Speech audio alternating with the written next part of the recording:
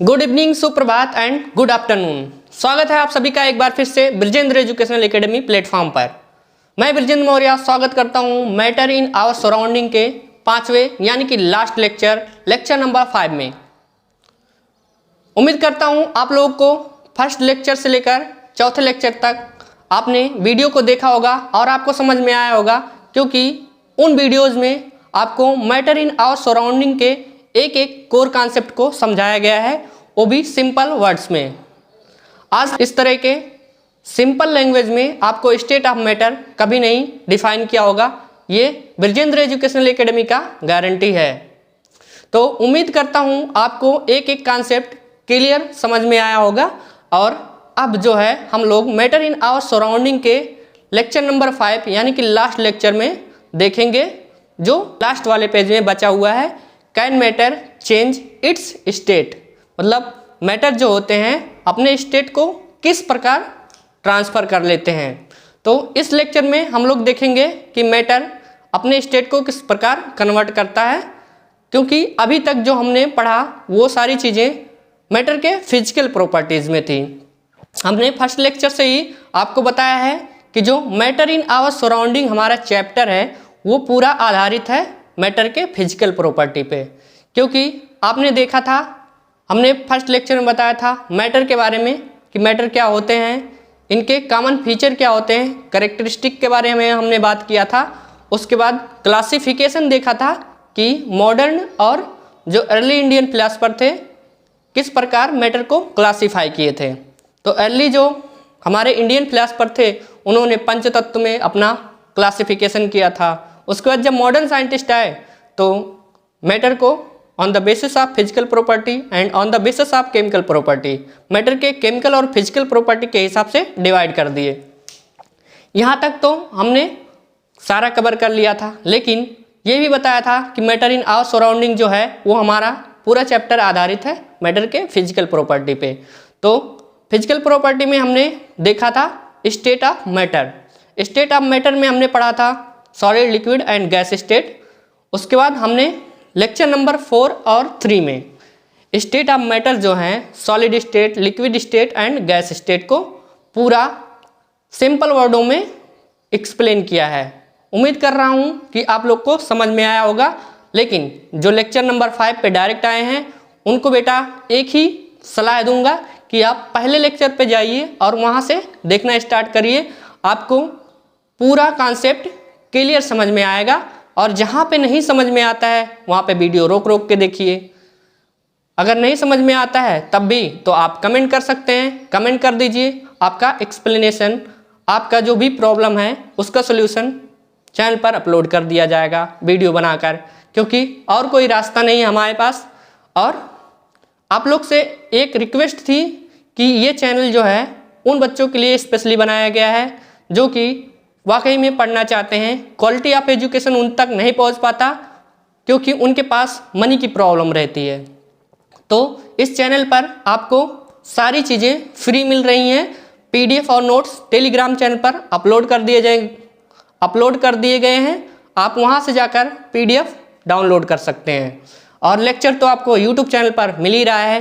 Quality of education देने की guarantee Brijendra educational academy ने उठा लिया है। तो बिना देर किए चलिए बढ़ते हैं lecture number 5, can matter change it's state. तो चलिए देखते हैं मैटर अपने स्टेट को किस प्रकार कन्वर्ट कर लेता है।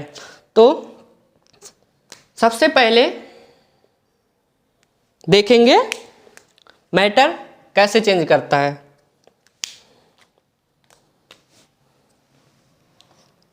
Matter can change their state by नहीं through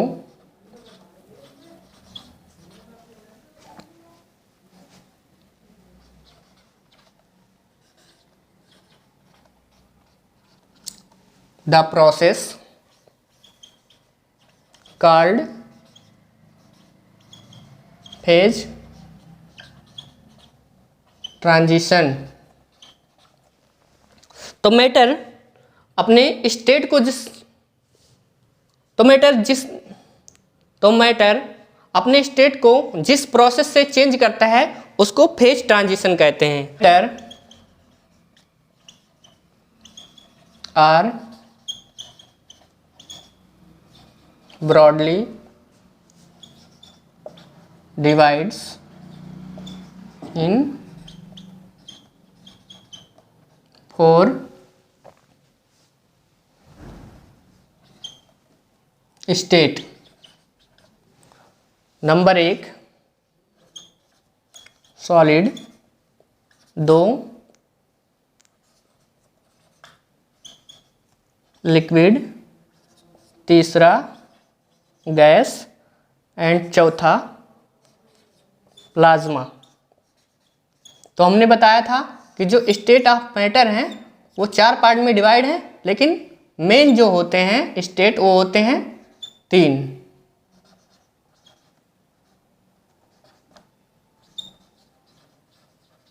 solid, liquid and gas, जिसके बारे में हमने फर्स्ट लेक्चर से लेकर लास्ट लेक्चर तक जिक्र किया है और इसको बहुत ही अच्छे से हर वीडियो में समझाया है।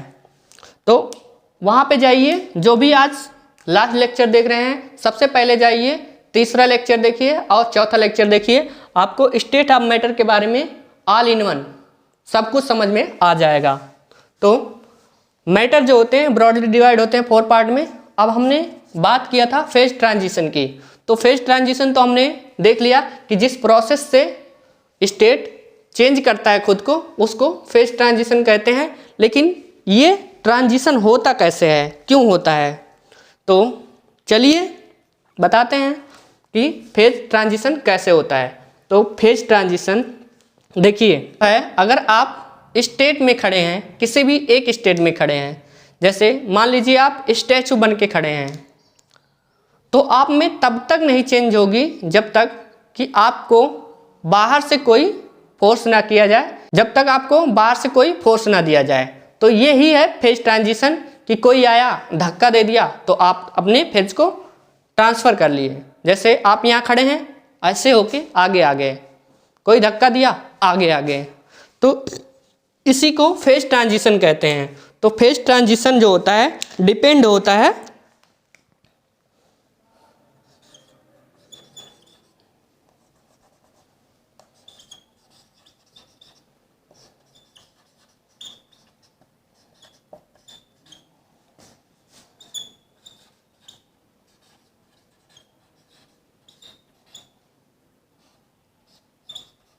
Temperature and pressure. तो फेज ट्रांजिशन जो होता है वो डिपेंड करता है टेम्परेचर और प्रेशर पे। जब तक उसमें किसी भी स्टेट में जब तक उसके प्रेशर और टेम्परेचर में बदलाव नहीं होगा, चेंजेस नहीं आएंगे, तब तक स्टेट एक स्टेट से दूसरे स्टेट में नहीं कन्वर्ट होगा। ये थी फेज ट्रांजिशन की कहानी। उम्मीद करता हूँ आपको समझ में आ गई होगी। Is that clear? अगर क्लियर हो गई हो तो थम्स अप जरूर कर देना और साथ साथ नोट्स बनाते रहें, क्योंकि आपके नोट्स की बहुत ज़्यादा रिक्वायरमेंट होती है आपके एग्जाम टाइम पे। और जब आप नोट करते रहेंगे, नोट बनाते रहेंगे, तो चीज़ें आपको आसानी से समझ में आएंगी। आप उसको दोबारा रिवाइज कर सकते हो अपने तरीके से। तो चलिए मिटाते हैं 1 2 3।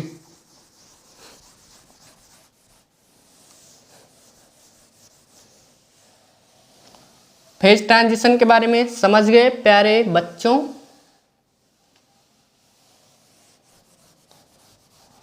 अब फेज ट्रांजिशन जो होता है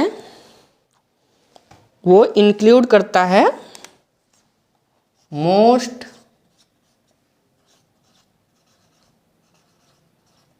most common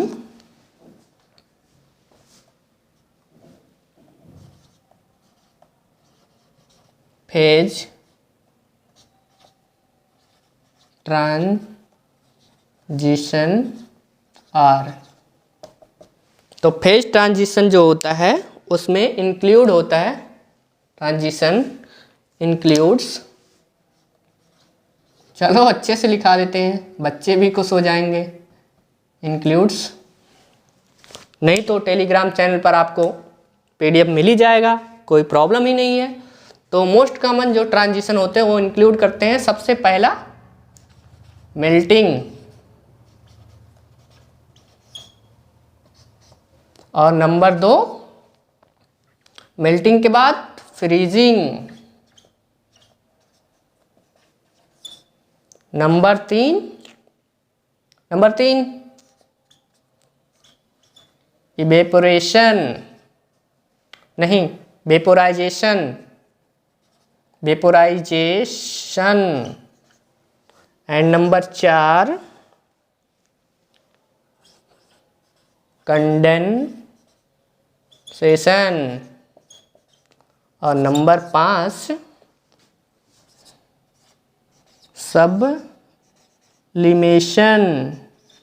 sublimation, number 6 deposition. तो क्या समझे, फेज जो मोस्ट कॉमन फेज ट्रांजिशन होता है वो होता है पहला melting, freezing, vaporisation, condensation, sublimation and deposition. क्या समझे प्यारे बच्चों, समझे? जहाँ नहीं समझ में आ रहा है वहाँ पे वीडियो रोकिए और वापस से जाइए और देखिए, और फिर भी नहीं समझ में आता है तो हम आपके लिए खड़े हैं। आप जाइए कमेंट बॉक्स में कमेंट करिए और पाइए अपने प्रॉब्लम्स के सॉल्यूशन चुटकियों में।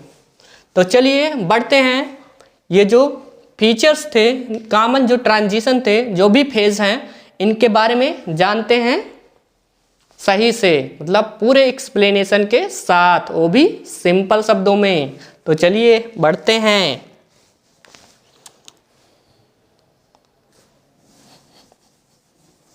मिटा दें 1 2 3, इनके बारे में जानने की किस किस में बहुत ज़्यादा उत्सुकता है। बोर तो नहीं हो रहे बच्चों? बोर होना तो भी क्या कर लोगे, पढ़ना तो पड़ेगा बेटा, मेहनत तो करना पड़ेगा। अगर नंबर लाने हैं बोर्ड में तो मेहनत करना पड़ेगा, तो इसके अलावा और कोई ऑप्शन नहीं है। इसलिए चलिए पढ़ते हैं मेल्टिंग को। आओ पढ़ते हैं मेल्टिंग को।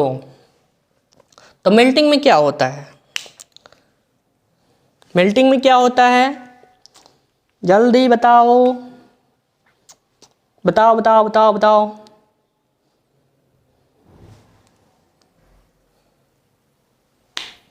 चलो बताते हैं।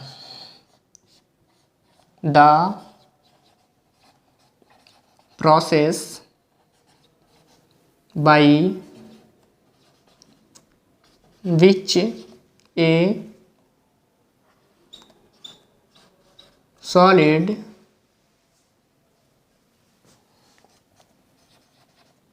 Turns into liquid. चलो और सही से बताते हैं, इसमें क्या होता है, सॉलिड कन्वर्ट हो जाता है लिक्विड में, और इसमें जो होती है एनर्जी जो होती है वो हो जाती है एब्जॉर्ब। इस प्रोसेस में एनर्जी एब्जॉर्ब होती है, और इसके जो एग्जाम्पल हैं, एग्जाम्पल मेल्टिंग के, वो हैं आइस कन्वर्ट होता है लिक्विड में, वो भी 0 डिग्री सेल्सियस पे। ठीक है, अब चलो डेली लाइफ में घुसते हैं और रिलेट करते हैं मेल्टिंग को। आपने देखा होगा प्यारे बच्चों, आप लोगों ने देखा होगा घर पे, जब भी आप फ्रिज से आइस क्यूब निकालते हैं या आइस आपने जमाया है कभी फ्रिज में, तो आप बहुत आसानी से इस चीज़ को समझ पा रहे होंगे। अगर नहीं जमाया है तो आज ही इस चीज़ को ज़रूर कर लेना भाई, एक एक्सपेरिमेंट के द्वारा आपको बहुत मज़ा आएगा। तो क्या करते हैं, फ्रिज से निकालते हैं आइस क्यूब और क्या देखते हैं, थोड़ी देर में आइस बाबू जो हैं वो कन्वर्ट हो जाते हैं, आइस बाबू कन्वर्ट हो जाते हैं लिक्विड में, वो भी 0 डिग्री सेल्सियस पे। तो आज करके देखेंगे, करके देखिएगा, ज़रूर मज़ा आएगा आपको। अगर किए होंगे तो बड़े आसानी से समझ पा रहे होंगे। मेल्टिंग में क्या होता है, एक सॉलिड होता है जो कन्वर्ट हो जाता है लिक्विड में, और इसमें क्या होता है, एनर्जी का एब्जॉर्प्शन। तो एनर्जी एब्जॉर्ब हो जाती है और आइस भैया बन जाते हैं लिक्विड, यानी कि बर्फ से पानी का बनना कहलाता है मेल्टिंग, वो भी 0 डिग्री सेल्सियस पे। तो ठीक है, बढ़ते हैं आगे। मेल्टिंग के बाद देखते हैं, रिलेट कर लेना इसको ज़रूर, आप लोग एक्सपेरिमेंट करके ज़रूर देखा करो। जो भी आपको लगे कि ये एक्सपेरिमेंट करने लायक है उसी को करो, अन्यथा इधर उधर का एक्सपेरिमेंट करोगे तो नुकसान आ जाओगे। इसलिए हम किसी को रिकमेंड नहीं करते ऐसे एक्सपेरिमेंट के बारे में, लेकिन ये हमने अपने लाइफ में डेली किया हुआ है कि आपके मम्मी पापा या घर के किसी भी सदस्य द्वारा किया जाता है आइस से लिक्विड में कन्वर्ट। ठीक है, चलो नोट कर लिया, मिटाते हैं। चलो 1 2 3 समझ में आया होगा, उम्मीद करते हैं। बोलते नहीं हो तुम लोग, बोलते नहीं हो, ना ही कमेंट करते हो। चलो अब दूसरा देखते हैं। दूसरा जो है वो है मेल्टिंग के बाद freezing.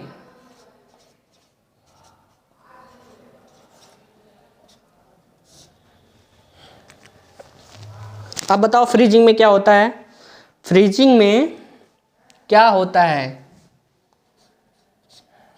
The process by which, note करते रहें साथ में, the process by which A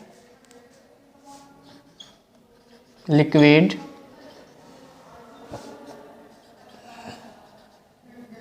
turn into solid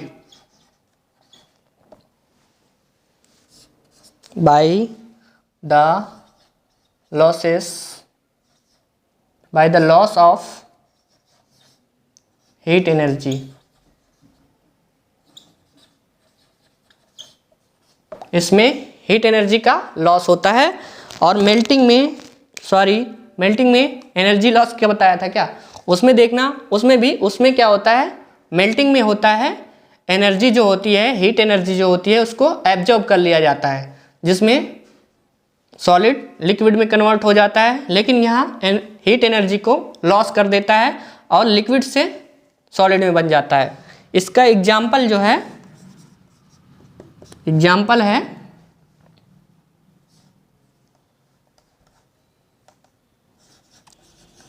water converts into ice.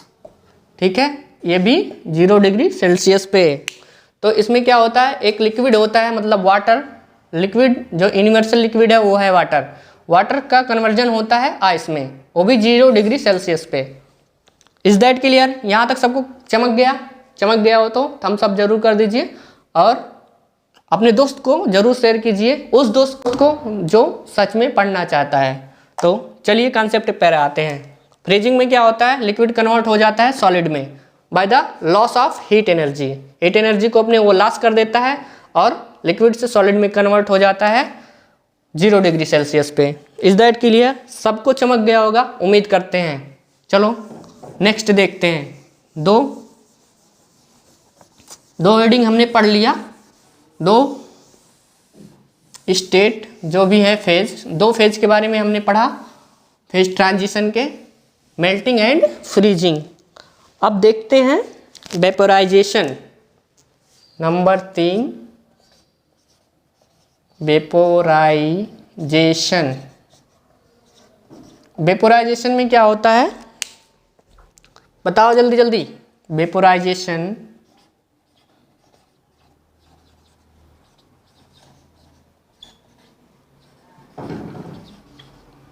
includes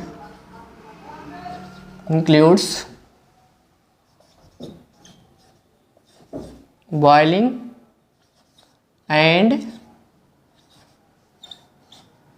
evaporation. तो वेपोराइजेशन में दो पार्ट होते हैं, नंबर एक दो पार्टों में डिवाइड होता है, नंबर एक बॉइलिंग, नंबर दो इवेपोरेशन में। ठीक है, तो बॉइलिंग में क्या होता है, चलो पहले देखते हैं बॉइलिंग।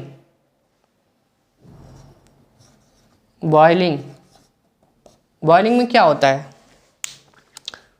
बॉइलिंग में होता है एक लिक्विड होता है, लिक्विड कन्वर्ट हो जाता है,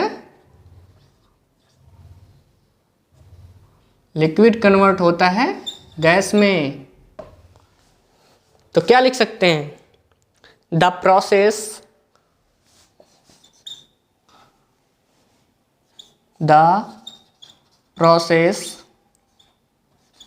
by which a liquid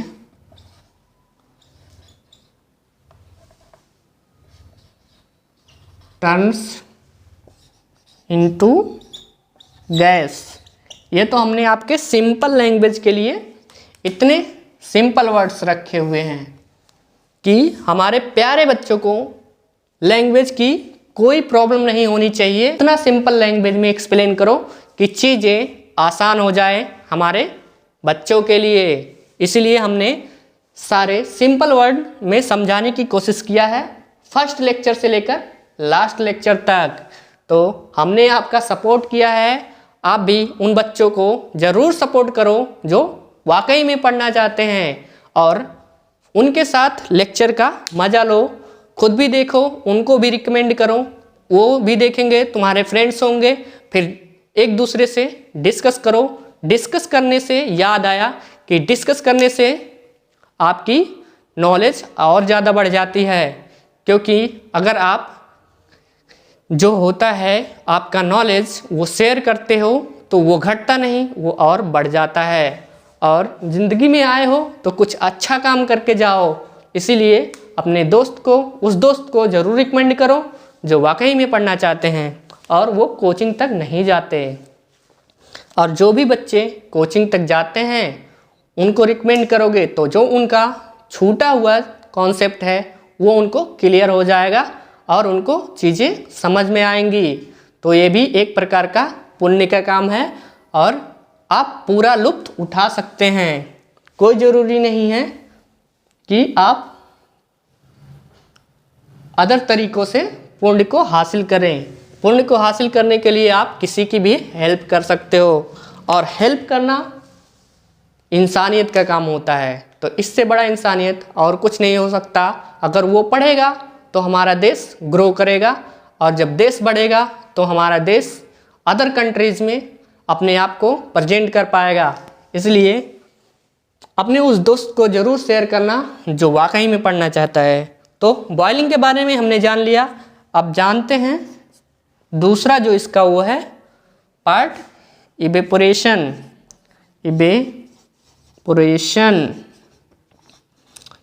ये क्या होता है भैया इवेपोरेशन?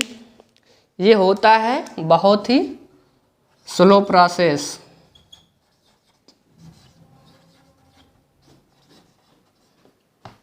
ये बहुत ही स्लोअर प्रोसेस होता है। इसमें क्या होता है, एक लिक्विड होता है, liquid turns into gas. Convert तो गैस में ही होता है, लेकिन ये बहुत ही स्लो होता है, धीरे धीरे। चलो रिलेट करके बताते हैं। बॉइलिंग जो होता है ये होता है एक बाइकर, सुपर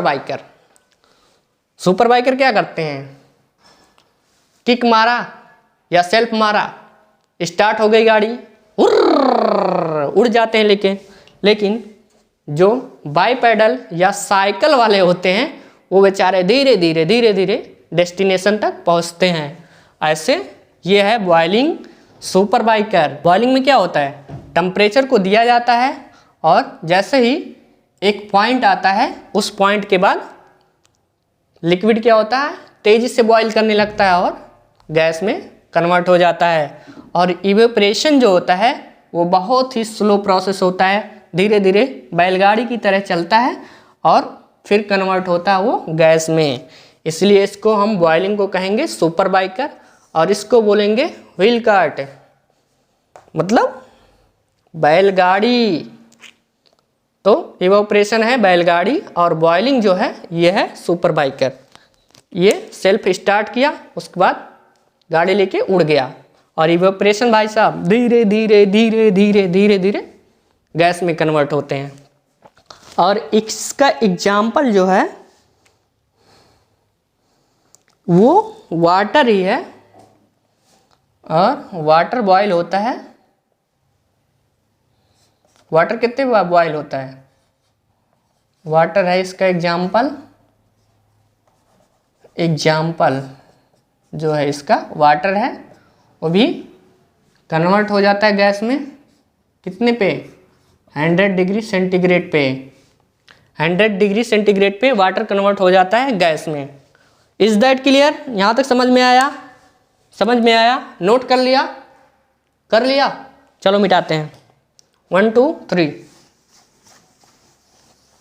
अब हमने देख लिया 3 फेज के बारे में, मेल्टिंग, फ्रीजिंग एंड वेपोराइजेशन। इसके बाद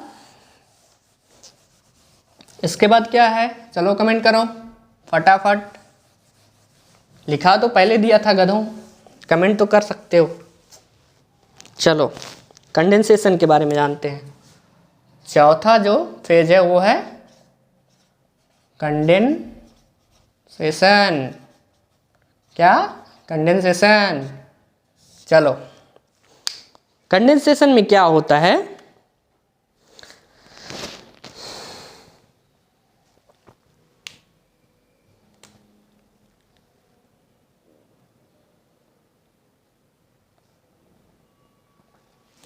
कंडेंसेशन में क्या होता है? The process by which a gas turns into liquid। इसमें क्या होता है? गैस कन्वर्ट हो जाता है लिक्विड में, कंडेंसेशन में। और इसमें क्या होता है? जो हीट एनर्जी होती है, हीट एनर्जी को क्या करता है? ये हीट एनर्जी को रिलीज कर देता है बाय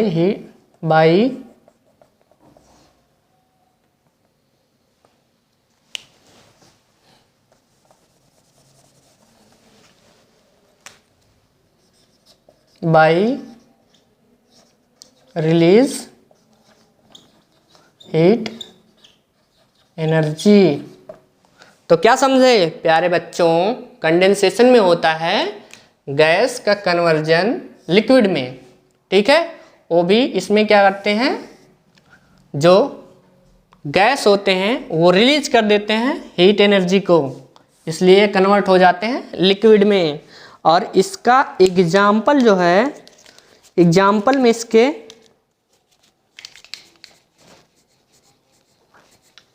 एग्जाम्पल आपने देखा होगा, जो भी है गैस, एग्जाम्पल हो गया इसका स्टीम। अब स्टीम से याद आया, चलो रिलेट करके बताते हैं। स्टीम से याद आया, जब आप मोमोज की शॉप पे जाते हैं तो आपको मोमोज निकाल के दे देता है, और मोमोज जो होता है वो स्टीम से ही पकाया जाता है। तो स्टीम जो होता है पहले क्या होता है? लिक्विड होता है। लिक्विड गैस में चेंज होता है, ठीक है। और लिक्विड जब गैस में चेंज होता है, भाप बनकर उड़ने लगता है जब, तो वो क्या कर देता है? मोमोज को पका देता है स्टीम से। उसके बाद स्टीम जो होता है वो सरफेस पे जाके पॉट के जो बर्तन होता है उसके कोल्ड सरफेस पे जब जाता है वहाँ पे कन्वर्ट हो जाता है लिक्विड में। तो इसका एग्जाम्पल है स्टीम। तो कंडेंसेशन की सबसे अच्छा जो एग्जाम्पल है वो है मोमोज की शॉप। मोमोज की शॉप पे जाइए और कंडेंसेशन के बारे में देख के आइए।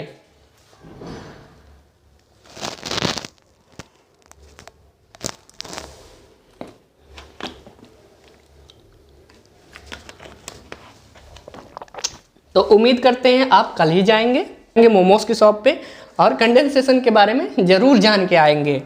आप हर चीज़ पे अमल करते हो तो इस चीज़ पे भी अमल करना। नज़रिया चेंज करके एक बार देखो, सारे एग्जाम्पल तुम्हारे आसपास ही हैं। तो इसका एग्जाम्पल है स्टीम। यहाँ तक क्लियर हो गया सबको। अब कंडेंसेशन के बाद आता है पांचवा जो फेज है वो है सब्लिमेशन। सब्लिमेशन इसमें क्या होता है? सब्लिमेशन में क्या होता है?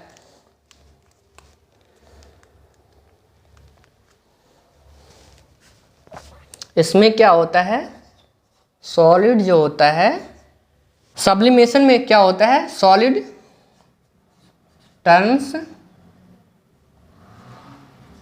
Turns into gas.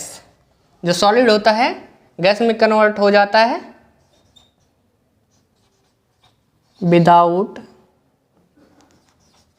Going liquid phase. तो सब्लिमेशन में क्या होता है? सॉलिड जो होता है वो गैस में चेंज हो जाता है, बिना लिक्विड स्टेट में गए ये चेंज हो जाता है गैस में, सॉलिड से direct gas. Solid turns sorry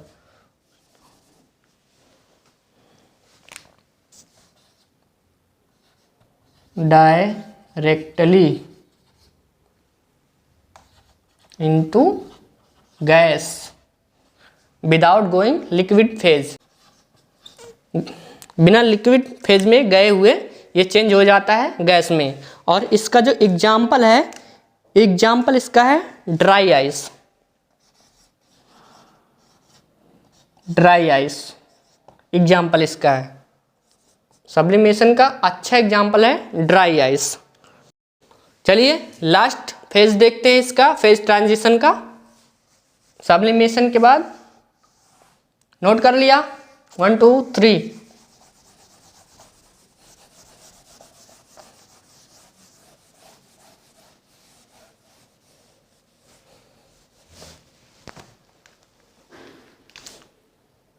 sublimation के बाद डिपोजिशन।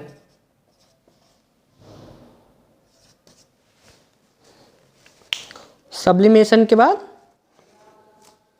डिपोजिशन। डिपोजिशन में क्या होता है? ये होता है रिवर्स। डिपोजिशन जो होता है वो सब्लिमेशन का रिवर्स प्रोसेस होता है। इसमें क्या होता है?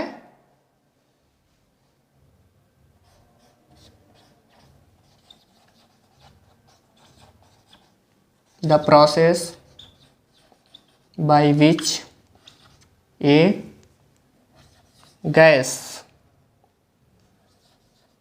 directly convert into solid state without going to liquid state. तो डिपोजिशन में क्या हो जाता है? इस प्रोसेस में गैस जो होता है डायरेक्ट कन्वर्ट हो जाता है सॉलिड स्टेट में बिना लिक्विड स्टेट में गए हुए। और इसका जो रिवर्स प्रोसेस था, ये रिवर्स प्रोसेस है सब्लिमेशन का। सब्लिमेशन में क्या हुआ था? जो सॉलिड था वो कन्वर्ट हो गया था डायरेक्टली गैस में बिना लिक्विड फेज में गए हुए। तो ये उसका जस्ट रिवर्स प्रोसेस है। और इसके जो एग्जाम्पल हैं डिपोजिशन के वो होते हैं, example is frost forming, frost forming, frost forming इसके एग्जाम्पल हैं। फ्रोस्ट फॉर्मिंग मीन्स अभी ठंड का टाइम चल रहा है, बच के रहो। जितना बच के रहेंगे ठंड से उतना आपके लिए सेहतमंद रहेगा। नहीं तो अगर आप बाहर जाएंगे तो आपको ठंड लगेगी, आपकी तबीयत खराब होगी और आपकी पढ़ाई नुकसान होगी, और हम ये बिल्कुल नहीं चाहते, कदापि नहीं चाहते हम ये बच्चे, क्योंकि आपको पढ़ना है और पूरे मेहनत से पढ़ना है। इस कदर मेहनत करो, उसी में डूब जाओ और अपने बोर्ड के एग्ज़ाम जो हैं वो हाई परसेंटेज से लेकर उड़ जाओ। तो आइए देखते हैं, बताते हैं। हाँ, फ्रोस्ट फॉर्मिंग, फ्रोस्ट फॉर्मिंग पे हम लोग थे, तो फ्रोस्ट फॉर्मिंग बताया था। अभी ठंड का टाइम चल रहा है, आपको फ्रोस्ट फॉर्मिंग देखनी है। ठंड के मौसम में देखिए, बाहर अगर आपके विंडो पे जाके देखिए, सुबह सुबह का टाइम जो होता है, फ्रोस्ट फॉर्मिंग जो होता है अर्ली मॉर्निंग देखने को मिलता है।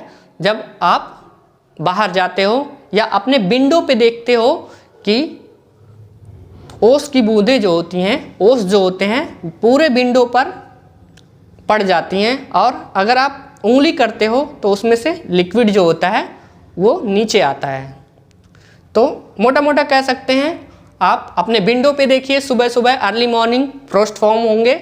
और अगर उससे भी ज़्यादा क्लियर देखना है तो आप ग्रास पे देखिए, मतलब बाहर जाके घास पे देखिए, वहाँ पे ओस पड़े होंगे, ओस को ही फ्रोस्ट फॉर्मिंग कहते हैं। सिंपल लैंग्वेज में तो भैया और कोई नहीं बता सकता, वो आपको गारंटी देता है बताने की ब्रिजेंद्र एजुकेशनल एकेडमी प्लेटफॉर्म। तो तैयार हो जाइए नेक्स्ट लेक्चर के लिए, नेक्स्ट चैप्टर के लिए। यहाँ पे एंड होता है आपका मैटर इन आवर सराउंडिंग का पूरा चैप्टर, यानी कि physical property of matter is the end. तो नेक्स्ट लेक्चर के लिए तैयार हो जाइए और पढ़ते रहिए, बढ़ते रहिए, क्योंकि पढ़ेगा इंडिया तभी तो बढ़ेगा इंडिया।